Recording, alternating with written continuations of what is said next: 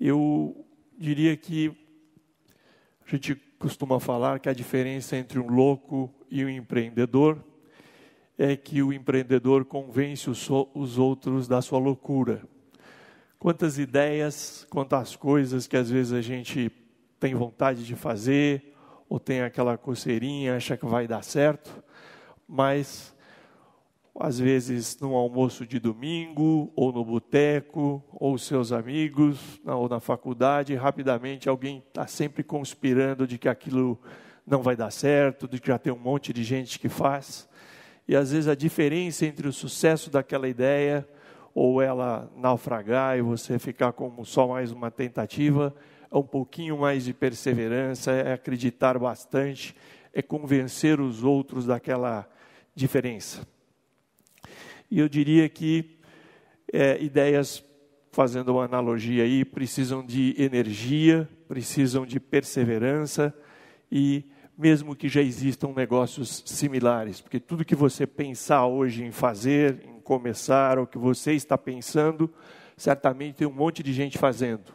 O interessante é você descobrir um jeito de fazer diferente, com mais valor agregado, olhando para a solução, olhando para o que realmente o consumidor precisa, fugindo da commodity, fugindo da coisa comum, acrescentando itens para que você possa satisfazer melhor o cliente, entregar um negócio mais completo. E como eu dizia, a história começa há 54 anos atrás. Eu nasci num sítio, meu pai e minha mãe tocavam 14 mil pés de café, os dois mesmo trabalhavam na roça, casaram em 1955, meu pai descendente de alemães e a minha mãe descendente de espanhóis. E eu estudei até o 4º ano primário na zona rural, numa pequena escola onde os professores vinham da cidade. Dia de chuva, eles não conseguiam chegar, era uma festa. E até que uma professora lá tinha um Jeep DKV traçado. E a gente ia para a escola de estilingue, no pescoço, a gente se divertia muito. Apesar que a situação naquele momento do café e da agricultura não era tão boa. E a gente hoje, olhando para trás, vê aquelas coisas que há males que vêm para bem. Meu pai fala que o plano, se o preço do café melhorasse em 1969, mais ou menos, véspera dos anos 70, quando eu tinha 11 anos, era comprar uma égua para que eu pudesse fazer o ginásio na cidade, porque naquela época não tinha ônibus escolar, essas coisas ali. Mas como deu tudo errado, meu pai tinha uma dívida com o banco, precisou vender o sítio, nós mudamos para uma pequena cidade próxima de Oswaldo Cruz, que se chama Rinópolis, onde eu fui criado até a época de faculdade e onde as coisas melhoraram. Eu digo que a gente foi um pouco sem medo de perder e sem medo de arriscar, porque a vida no sítio era muito simples. Fome nós nunca passamos, mas porque quem mora no sítio tem galinha, tem ovo, tem porco, tem mandioca, se vira, mas talvez falta roupa, falta bicicleta, não tínhamos luz elétrica, por ironia, até os 11 anos de idade, não tinha televisão, se conversava muito, se dividia muito as coisas, a convivência familiar era muito boa. E mudando para Rinópolis, as coisas melhoraram um pouco e meu pai teve um pequeno comércio de arroz e feijão durante 30 anos e também vendia botijões de gás. E durante essa fase de adolescência, quando você chega do sítio na cidade, normalmente você é um cara com mais vergonha, com mais preconceitos, e você tem que superar uma barreira de enfrentar as coisas, de ir para uma escola diferente. E eu também tive que desenvolver o gostinho de ganhar dinheiro por conta própria, que eu acho que quando ele acontece nessa idade, ele contamina para sempre. Então, o moleque do interior, o moleque pobre que quer uma bicicleta, que quer alguma coisa, tem que fazer uma série de coisas por conta própria. Então, eu vendi sorvete, eu aprendi a consertar fogões a gás, porque eu entregava gás com aquelas bicicletas, entregar o botijão, sabia, uma cidade pequena, sabia o endereço de todo mundo e onde todo mundo tinha o botijão de gás na hora de trocar, na hora de colocar no fogão. E fiz um pouco de tudo para ganhar o dinheiro por conta própria. Essa época, inclusive, época de jabuticaba, eu me lembro de épocas de que dia de finados, aquela rua que vai para o cemitério, que tem muito movimento, a gente montava uma banquinha lá, eu e um primo meu, para vender jabuticaba. Aquele dinheiro que você aprende a ganhar por conta própria para completar as coisas que te faltam. E você começa a perder a vergonha. E uma coisa que eu vou deixar de mensagem hoje aqui para vocês, bastante importante, é que o não está garantido. Quer dizer, aquela vergonha de chegar em alguém, de pedir alguma coisa, ou de parar na porta de uma casa para oferecer um produto, que a pessoa vai dizer que não vai te atender, que está ocupado, que você precisa marcar. Ou mesmo numa empresa hoje em dia, onde você quer abordar alguém no aeroporto, alguém te interessa, o não já está garantido. Você já sabe de tudo. Quando você pensa assim, você vai se surpreender com quantos sims você vai receber ou como vai ficar mais fácil para enfrentar situações difíceis, né? Então, como eu disse, esse começo, essa mudança para Rinópolis trouxe um pouco mais de conforto. E depois de uma série de iniciativas, meu pai, além de cuidar do comércio dele, também a minha mãe desenvolvendo algumas atividades, e eu fui para a rua ganhar algum dinheiro, e eu era muito bom na escola e tinha muita vontade de fazer faculdade.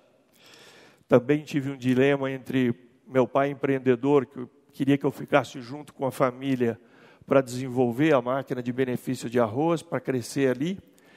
Aí tive muito apoio da minha mãe e mudei quando eu tinha 17 anos para Santo André, morar na casa dos meus avós, no bairro de Capoava, para fazer cursinho, e entrei na FEI, 35 anos atrás. Eu fiz engenharia elétrica em São Bernardo, morei numa república com 6 amigos. Teve uma grande diferença, então, sair do interior e vir para São Paulo fazer essa faculdade. Fiz toda a faculdade fazendo bicos em paralelo, porque não dava para fazer estágios o tempo todo. Corrigi prova no Anglo Latino, na Tamandaré, aos domingos. Consertei fogões a gás no bairro Assunção, em São Bernardo, que era o que permitia fazer, conciliando com o horário da faculdade. E comecei a fazer projetinhos de instalações elétricas e ali já tinha vontade de terminar a escola e voltar para o interior, empreender e ter um negócio próprio. Então, um negócio que já estava no sangue. E eu me formei, fui efetivado na Refinações de Milho Brasil, que hoje é Unilever, que faz Maizena, Hellmann's, uma grande empresa multinacional na época. Trabalhei 2 anos naquele embalo de ser um trainee, de ter um futuro muito bom. Era um engenheiro de manutenção cotado para virar um supervisor na fábrica. E passei a ser treinado a substituir 2 pessoas que estavam se aposentando. Além de receber o treinamento, aquelas pessoas desabafavam muito comigo sobre os 30 e poucos anos de empresa, tudo o que poderiam ter feito durante aqueles anos, outras coisas que elas gostavam de ter feito e não conseguiram realizar. Aquilo também foi um incentivo para mim de que aquilo não era o que eu queria ser. Eu não queria trabalhar numa coisa que talvez eu não gostasse totalmente e um dia me arrepender de não ter arriscado. Costumo dizer que a pior coisa que pode acontecer para uma pessoa que queira empreender, que queira ser um grande empreendedor, é um bom emprego. Quanto mais esse emprego vai ficando bom, quanto mais os benefícios vão chegando, vai ficando mais difícil para essa pessoa, às vezes, se lançar no plano de empreender e de realizar o sonho por conta própria. Enquanto eu trabalhava nessa multinacional, eu já fazia também uma série de bicos por fora, instalações elétricas, vitrines, cabines primárias, o que, como a gente diz lá no interior, estava com um pé no barranco e um na canoa, e a hora que aquilo embalou um pouco, 2 anos depois de formado, eu pedi demissão, no dia 30 de setembro, de 30 anos atrás, mais ou menos, e 28 anos atrás. Também estava recém-casado, tinha o meu primeiro filho nascendo. Foi uma decisão bastante difícil, porque não faltam pessoas nesse momento para te dizer de como você estudou, de quantas oportunidades que você tem numa multinacional, mas o sonho de fazer por conta própria era muito maior. E ali começou uma série de empreendimentos. E eu tive 5 negócios até agora, que a gente chama na Endeavor, que apareceu na minha vida mais tarde, eu vou falar um pouco sobre isso, me ajudou muito, de empreendedor em série e sempre empreendedor por oportunidade. Nós temos 2 tipos de empreendedores, os empreendedores por oportunidade e os empreendedores por necessidade. Quer dizer, a necessidade é aquele cara que abre o negócio porque perdeu o emprego, porque está desesperado, precisa aplicar em alguma coisa, ele acaba misturando a vida pessoal com o profissional, e isso leva normalmente à grande mortalidade das empresas recém-criadas.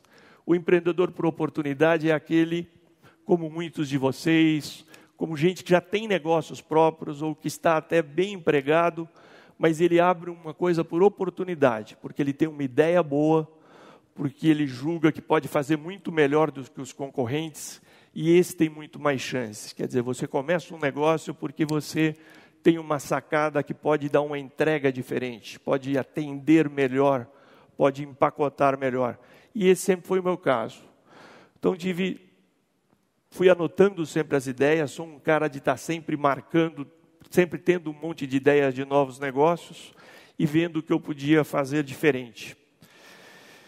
E eu tive diversos negócios, além da empresa de engenharia elétrica, eu tive uma loja de material elétrico e hidráulico na Bela Vista, que não deu certo, depois não consegui vender, inclusive para ninguém, acabei precisando vender o estoque para um, as prateleiras para outro, desmanchar isso. Tive uma transportadora na Vila Maria, foi uma outra tentativa em paralelo com a minha empresa. Como todo caipira que vem do interior e depois quer comprar uma fazenda ou um sítio, lá também tive um sítio que produzia mangas, lá em Rinópolis, e pude aprender a diferença entre o preço da fruta lá na roça e o trabalho para colher, e o quanto ela custa aqui no supermercado. E fui tentando diversas coisas, até que com 40 anos, gosto de deixar isso bem claro, porque muitos, às vezes com 25, 30, 35, dizem que ainda não encontraram exatamente aquilo que vai dar certo. Quando eu tinha 40 anos, eu tive a grande sacada desta 5ª empresa que deu certo demais e que me trouxe até aqui hoje, principalmente. Eu, como engenheiro eletricista, tinha uma empresa de instalações, e vou parar um pouquinho nesse detalhe, eu fui contratado para montar um show, para montar um evento em São Bernardo do Campo, numa danceteria que chama Ilha de Capri, ali na Anchieta, no quilômetro 28. Eu fiz uma área para fazer um show de uma banda que estava fazendo muito sucesso na época, que chamava W, tinha uma música que estava arrebentando, e pronto o palco, pronto os banheiros, o proprietário do estabelecimento, o seu Carlos, o seu Benedito, me pediram: Wilson, você como engenheiro eletricista do evento, contrate um gerador com um caminhão para ficar atrás do palco, para se acabar a energia, a gente não passar vergonha com o show. Não era uma coisa tão comum como hoje. E eu fui um cliente mal atendido. Eu, junto com algumas pessoas que já me ajudavam na empresa de instalações, ligamos para diversos fornecedores e descobrimos que aquilo era caro, e era um caminhão apenas com um gerador diesel dentro de um container. Eu aluguei aquilo, foi difícil de encontrar, e eu precisei providenciar os cabos, um eletricista para ficar de plantão, providenciar diesel se acabasse a luz. Acabou, não teve falta de luz, teve show. Mas aquilo me trouxe aquela ideia de que, puxa, eu posso fazer isso muito melhor do que esse cara. Como muitos de nós, às vezes, somos mal atendidos ou temos uma ideia, eu vou fazer isso uma solução melhor.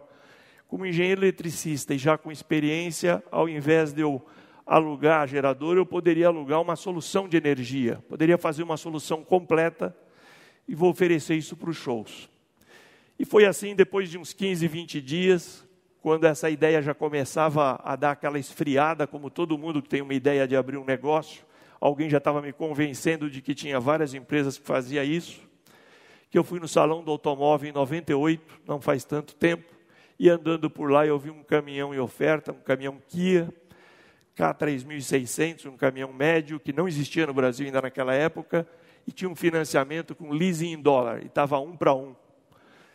E eu fiz um cadastro ali, comprei aquele equipamento, fiz o financiamento, tinha tudo para dar errado, eu falo, o meu negócio, porque tinha um leasing que rapidamente o dólar virou 1 para 8, o gerador também era financiado, mas quando as coisas têm que dar certo, quando a gente tem que ter sorte, que é o encontro de muita vontade com oportunidades e uma equipe muito boa do seu lado, deu muito certo.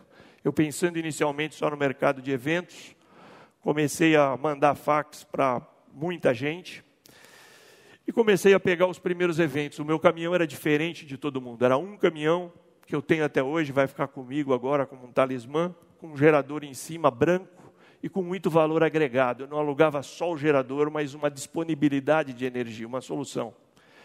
Não deu certo só para shows. Começaram a apareceu empresas de televisão para Fórmula 1, para novelas que tinham cenas externas, começou a aparecer indústrias que precisavam para aquilo em emergências, CPDs, call centers, e eu já tinha uns 5 geradores, quando um dia o telefone tocou, e uma das pessoas da minha equipe disse, olha, tem um cara na linha aqui que quer 10 equipamentos iguais a esse.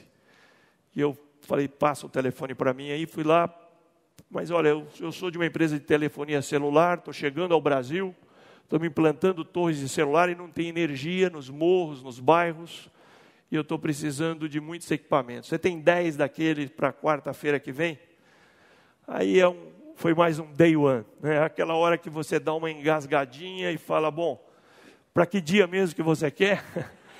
eu consigo, né? E aí também conseguiu essa fase de não falar não para o cliente, eu vou dar um jeito, né?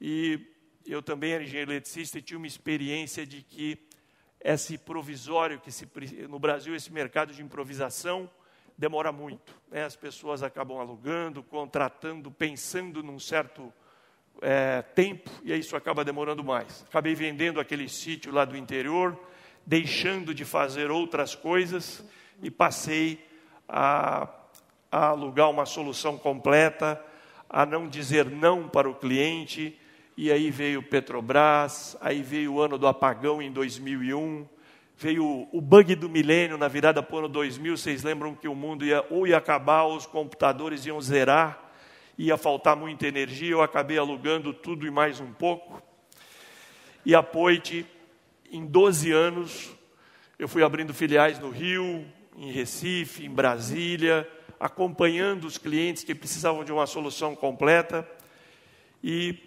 com o apoio de muita gente boa do meu lado, fizemos a maior empresa de aluguel de energia no Brasil nos últimos tempos. Aquele um caminhão viraram 170 caminhões, com muita dívida, com muita alavancagem, e aquele um gerador, ultimamente, nós chegamos a 1.400 geradores de grande porte para cidades, para plataformas da Petrobras. Fui para o Chile, fui para a Patagônia, para diversas regiões em que não tinha energia. E chegávamos de qualquer jeito, ao contrário dos concorrentes, alugando helicópteros para levar geradores, alugando bois para subir montanhas no sul do Chile e colocar geradores em alguns lugares. No deserto do Atacama, quando teve o terremoto do Chile, também abrimos uma filial lá, uma semana depois, estamos até lá, fomos para Buenos Aires, e a Poit acabou começando a ser assediada por diversos fundos de private equity, diversos players, e aquilo foi um furacão que deu muito certo, com o apoio de muita gente, sempre procurando oferecer uma coisa diferente da commodity, né? Recentemente eu ouvi uma palestra muito importante que falou de Darwin, que ele não falou que a espécie que ia sobreviver era o mais forte, ou o mais rápido, ou o maior, mas a palavra é adaptar. É aquele que se adapta mais depressa, que consegue ir se adaptando rapidamente às novas situações, e é essas as empresas que vão sobreviver e que vão rapidamente crescer. Encontrei a Endeavor em 2002, que me abriu as portas de sonhar grande, que é melhor do que sonhar pequeno, e hoje a gente ouviu aqui de sonhar enorme, né? E auditar a empresa e preparar para os investidores, o sonho passou a ser cada vez maior, até o de fazer um IPO, quem sabe ano que vem, antes da Copa do Mundo, uma fusão, e aí eu acabei encontrando sócios, e com isso fazendo o negócio ficar muito maior. Pessoas foram extremamente importantes nessa história, um time muito forte, gente é o gargalo de qualquer negócio, e criar o ambiente para que pessoas boas fiquem conosco e ajudem no sonho grande é extremamente importante. Pessoas simples, com origem pobre, muitas vezes, com muita vontade e com muita ambição. Uma empresa que, de uma empresa pequena, passou a média em que fazíamos muitas comemorações.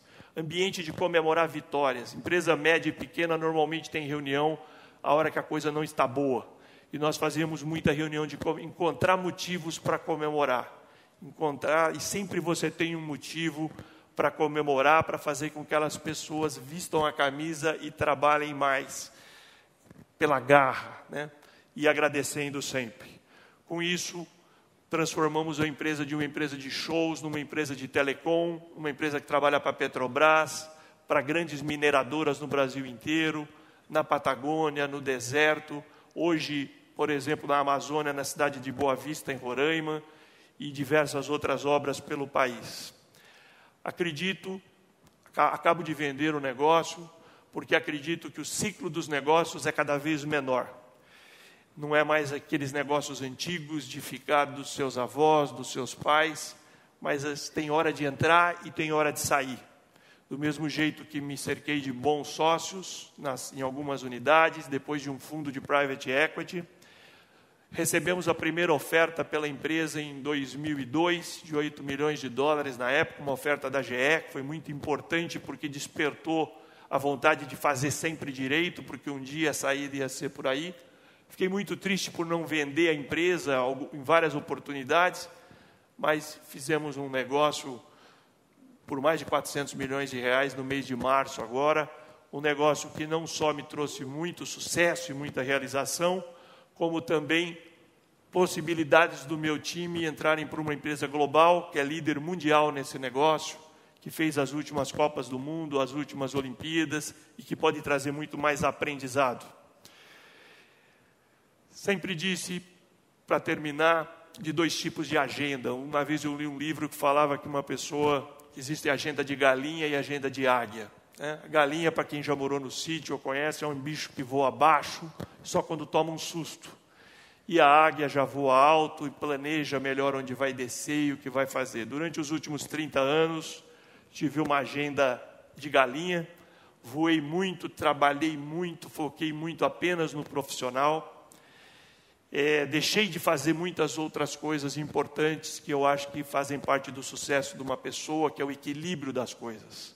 Religião, família, amigos, viagens, saúde e também o trabalho. O sucesso é um pouco de tudo isso. E saio do negócio agora com mais vontade aí de empreender. A partir do ano que vem, vamos voltar a empreender com energia, mas com uma agenda de águia. Uma agenda em que eu consiga me planejar mais, me dedicar mais aos meus filhos, compensar uma série de coisas que não deu tempo para fazer, me dedicar um pouco a causas sociais, me dedicar um pouco mais, e já estou começando a fazer isso, participar de programas dedicados mais a olhar com a vergonha que todos nós deveríamos ter de ver miséria, de ver fome, de ver tanta gente precisando e que a gente pode doar um pouco mais de tempo para isso e participar, não só com dinheiro, mas botando as mãos na massa também nisso e buscando o equilíbrio. Uma frase que a gente gosta muito, que muitas coisas, às vezes, que fizemos até o dia de ontem, e vocês que estão pensando em fazer coisas diferentes, podem não acompanhar tudo o que vocês quiseram, mas não é possível começar de novo, mas é possível fazer um novo final. É possível ter mais foco na solução e menos no problema, porque a gente conhece sempre pessoas muito apaixonadas por problemas e pessoas que partem para um plano de ação, como sair dos problemas sem ficar o tempo todo se lamentando. Eu gostaria de deixar uma última mensagem, que talvez uma das coisas que fez a Poit mais crescer e chegar até aqui, principalmente para os pequenos empreendedores, para quem está começando, é entender a diferença de gestão e de propriedade. Gestão e propriedade não é a mesma coisa. Você pode ser sócio, pode ser proprietário, pode ser o grande empreendedor, mas procurar e ter a sorte que eu tive de encontrar pessoas melhores do que você para cuidar das outras áreas da empresa e te liberar para continuar sempre empreendendo com bastante energia, como eu pretendo estar a partir do ano que vem, junto com vocês aí que estão também iniciando novas carreiras e novas oportunidades dentro e fora das empresas empreendendo. Muito obrigado e felicidade a todos.